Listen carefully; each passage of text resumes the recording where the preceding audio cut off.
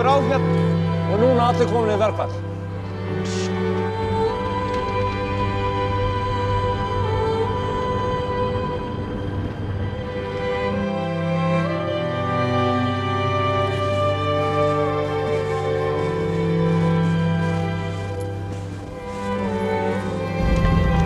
Ég hafði nú heyrt að systrinni átti að gera þetta upp.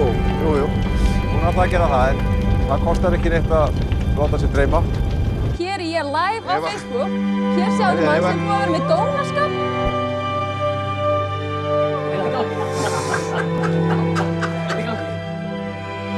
I really miss you guys.